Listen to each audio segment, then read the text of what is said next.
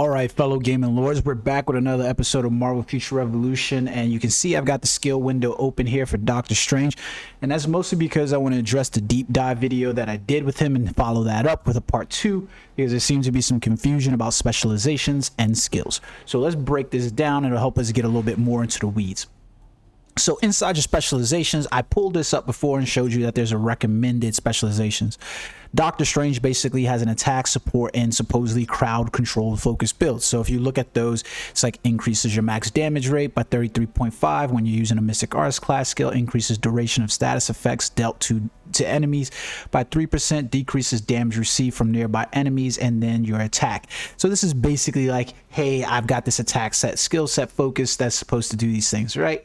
But it becomes a little bit disingenuous in terms of those, because this, especially when I get over here to support focus, I'm increasing my immunity rate to these damages, decreasing duration of all debuffs received by 3.7, decreases damage received from nearby enemies, and increases the max cooldown rate by 6.75. Same thing for my crowd control, where it's going, I want to increase my ultimate gauge recovery, decrease the remaining cooldown of all skills when I'm going through using an illusion magic class skill, increases the guard damage of illusion magic class of illusion magic, and then decreases the cooldown of all illusions. So it kind of looks weird in effect, right?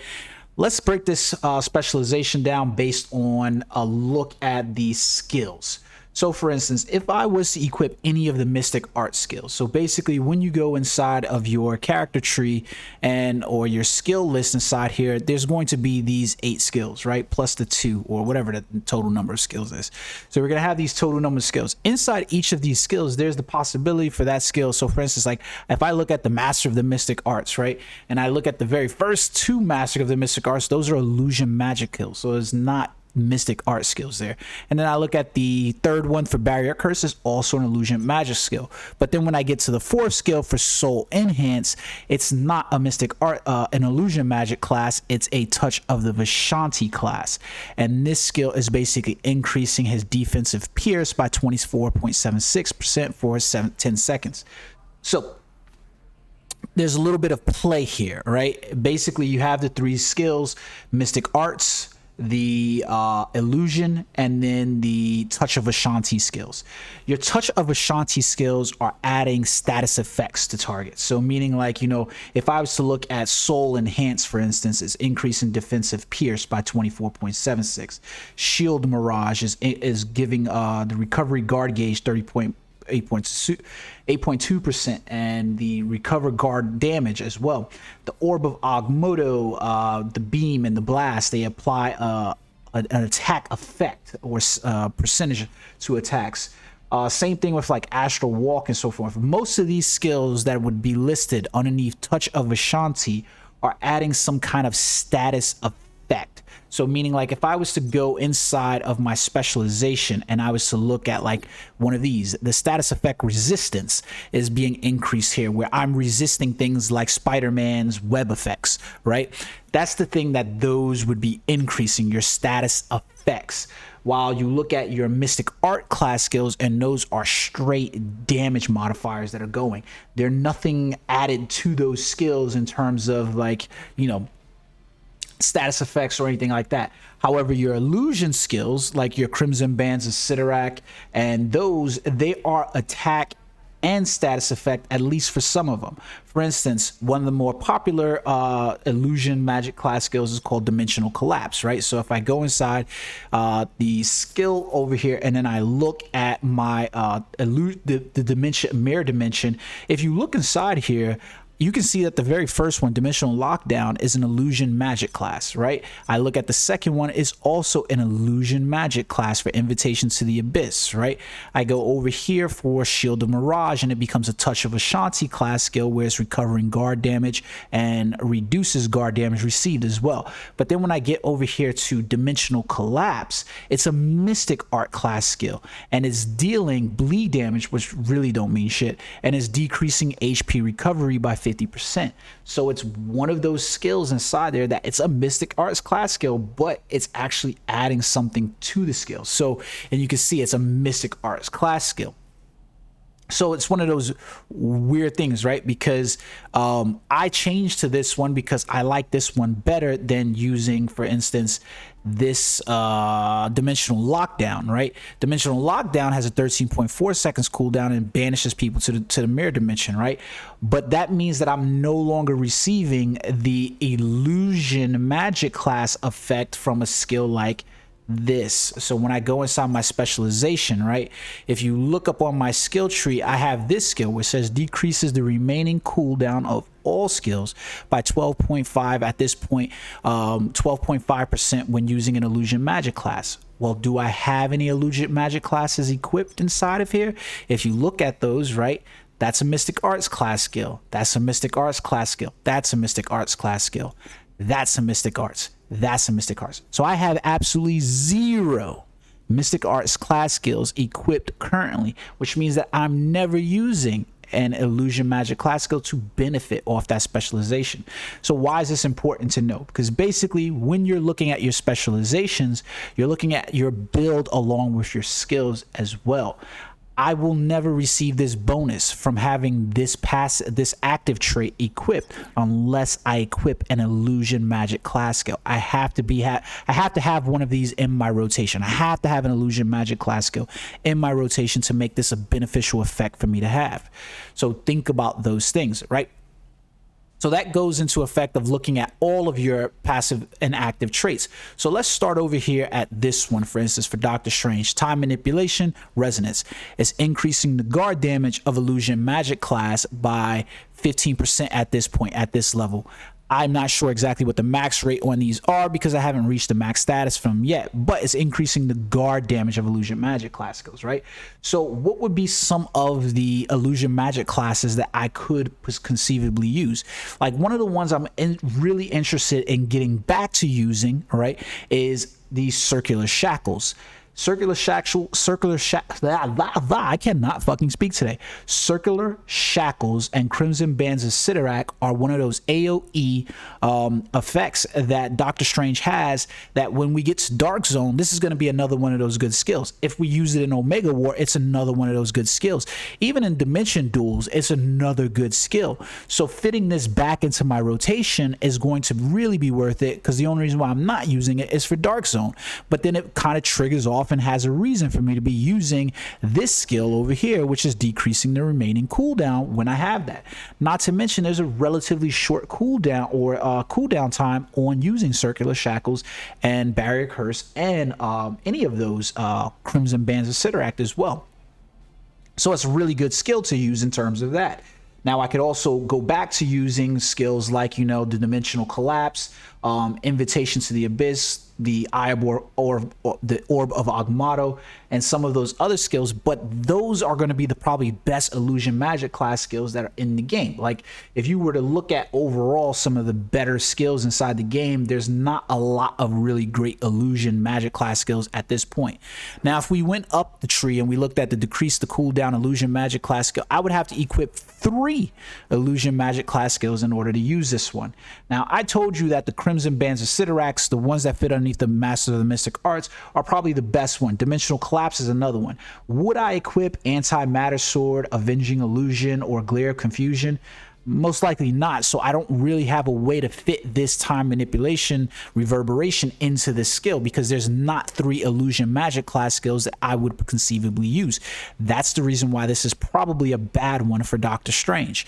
While I make it over to Dark Magic and is increasing the max damage rate for 5 seconds when using a Mystic Arts class skill, you can see why this one is highly beneficial, because of the top skills that are being used by Doctor Strange, most of the skills work their way into being the top 10 damage dealing skills that he has, where they're actually Mystic Arts class skill. So this is a number 1 that you want to go for, right? We make our way up to the top for Dark Magic as well. This has no modifier on it. It doesn't say that I have to have illusion. It doesn't say I have to be Touch of Ashanti doesn't say anything. It's just overall increasing attack and skill cooldown decrease overall. So this is going to be a class skill that you're active trait that you're going to want to equip no matter what for Doctor Strange, because it fits in there, right? We work our way around the board some more and we get to Dark Magic Shifting Sands. Increases duration of status effects dealt to enemy by. So I already explained to you some of the status effects that are in the game. Most of them are going to be, this says stat effects dealt to the enemy, right? So most of these is going to be underneath your Touch of Ashanti skills. So like your Astral Walks, your Orb of Agamottos, those skills are going to be underneath here. I don't really see a whole lot of skills inside here for Touch of Ashanti that makes sense for Dark of Magic to be used. Like if I was going to use basically like Soul Enhance or something like that, right? It's increasing my defensive pierce. It's not doing anything to the enemy. Same thing for like Shield Mirage, right? It's going to recover my guard damage and it's going to reduce the guard damage for them, but is that really going to do something overall for me, right? The Orb of Agamotto is going to apply a percentage of my attack to the enemy, so this might be something for there. So that's what you're playing around with when you look at these. This is something I'd relegate to the back burner, right? Meanwhile, I get something like Dark Magic, and it's going to increase the Mystic Arts class skills damage by such a percentage over time, and it's going to be a good skill, no matter a specialization active trait, no matter how you look at it. Continuing around, increases immunity rate to confuse, mutate, and provoke. I really haven't seen much of a necessity to use this skill, period. Like, for real. I don't know which characters are, you know, creating a confusion, a mutation, or provoke. That doesn't mean that it couldn't play effect in some kind of later skill set, though. So bear that in mind. But it's one of those skills that I would avoid for right now until you saw it come into play. White Magic, the Wind of Truth, increases the ultimate gauge recovery by 2.5% when Touch of Ashanti class skill is equipped. So that's pretty decent if you are going to actually engage in using of any of the Touch of Ashanti class skills. I just don't see the necessity for that when we look at excuse me, when we look at our ultimate gauge recovery, because our ultimate gauge is an AoE effect and it works really well in PvE, but the higher you get in terms of that, it doesn't seem like you're really triggering off your ultimate gauge quite a bit. Like if I'm playing Dimension Duel, I'm not triggering off my ultimate gauge as much.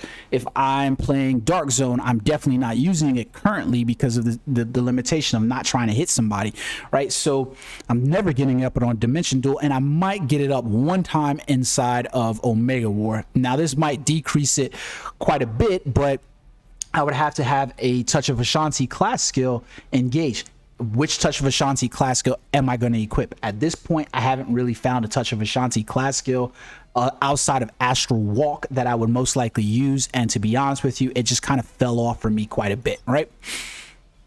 Continue to walk around. We have White Magic, Spirit of Light. It decreases the duration of all debuffs received by 3.75% upon equipping 3 Touch of Ashanti class skills. Now, I just told you all I've got is basically Astral Walk. So where else am I going to find the other 2 Touch of Ashanti class skills? I'll wait. You're not. So this is probably a class skill you want to skip by.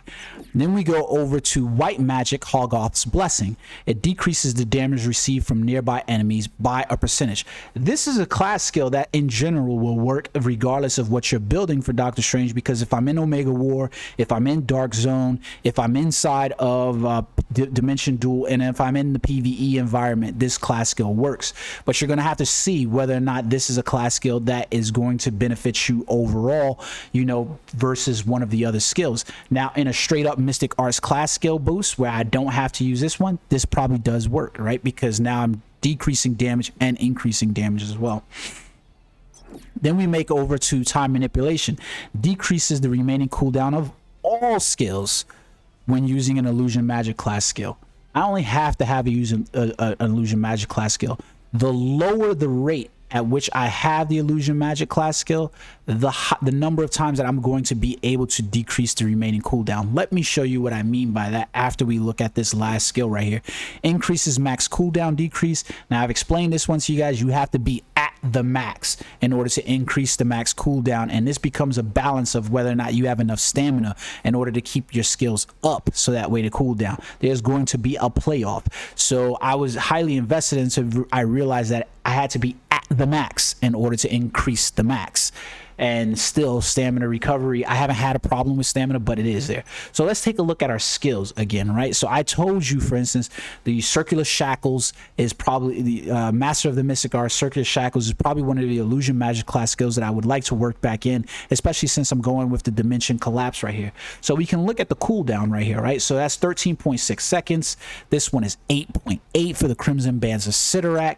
This one over here is 14 seconds, which has the highest guard break as well for the snares for 3 seconds while skill lands for the barrier curse. And then this one is a mystic arts touch of Ashanti, so it doesn't count, right? But that basically means that if I equipped, for instance, the Crimson Bands of Sidorak has an exceptionally low guard break, exceptionally low guard break, right?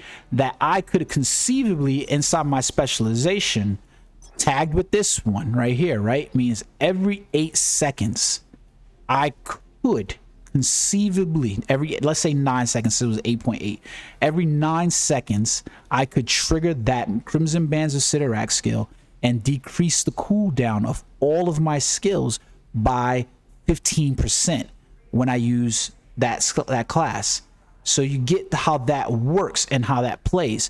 Those are the things that you're looking at when you look at specializations and you look at classes. It's probably the most important thing, because there's things that you can automate. The way you basically should look at this is that anything that has a specific specifier should come second to anything that gives you overall benefits. Meaning, you know, the overall benefits of equipping Dark Magic Will of Destroyer, it's going to override anything, because this means I can use it in any build that I have. The same thing for Hogoth's Blessing, White Magic. It's going to work in any build that I have. The others are going to be pointed, you know. So like if I'm looking at my total active trait build, I'm like, hey, I'm sitting over here and I'm increasing the max damage rate, but it's specifically to Mystic Arts class skills. Hey, I'm going to look at over here for my time manipulation, I have to have an illusion magic class. You get how this works? If you guys have questions about the specializations, how they work, how they tie into specific skills, because I don't think people have quite found the balance between cooldown versus total damage and quite understood, hey, just because this skill has a high % damage on it doesn't mean that is necessarily the best skill, because I have another skill that can probably deal just as much damage with it, because I can trigger that skill twice in the time that I only can trigger the other one. And if I can boost up these things in that way, where I can start playing off ability builds like that, where I can say, hey, you know what, this right here says it's only for when it's using illusion magic class skill that it'll decrease the cooldown, right? So if I can use maybe 2 illusion magic classes that have a lower cooldown time on them, and I can use those multiple times, then maybe I can jump out and use something like Gateway Launch. And what's the other really good one that I'm using inside the skills? So for instance, like if I'm inside here, I'm using Ring of Repulsion, has a 19.4 second cooldown, right? Gateway Launch has a 27.2 seconds. Well, if I can get that skill all the way maxed out, and I could equip maybe 2 illusion magic class skills that have low cooldown times, by using those skills repeatedly, I could get this Gateway Launch and Gateway Summoning to be used far more frequently. You know what I mean? So, that's the kind of thing that you're having to consider in terms of your skill build. I'm pretty sure as the game is going to progress, people are going to see those things more and more and start understanding, hey, you know what? There's way more builds than some of the top builds that are currently going out there, because being able to equip an illusion skill like Crimson Bands of Sidorak or Circular Shackles, which has relatively good damage on it, relatively low cooldown times on them. Hey, you know what? 442%. Being able to do that every 14 seconds, that is equal to about 900% damage that I get to do every, I don't know, what is that, 14 seconds? Well, actually, if you look at it, if I go illusion magic and it decreases all skills. So it's at 13.6 seconds the first time I use it, but the second time I use it is going to be decreased by 15% at where I'm currently sitting. Let's say the max is 25 on that skill, so that comes down in terms of that. So I'm going to get to use that far more frequently than I'm going to be able to use the gateway launch underneath Mystic Arts at 29. So that's the way that you're looking to build. So I'm looking forward to playing around with this more as I unlock some of the specializations to see exactly how certain skills are going to trigger off other skills, because I have this real funny feeling that as these things get worked out and they get really built up, that there's going to be way more builds available to people than what some people are seeing in terms of, you know, classes and so forth like that, especially with Dark Zone going and people not having to stick to singular targeting attacks. All right, guys, I hope you enjoyed the video. Until next time, peace.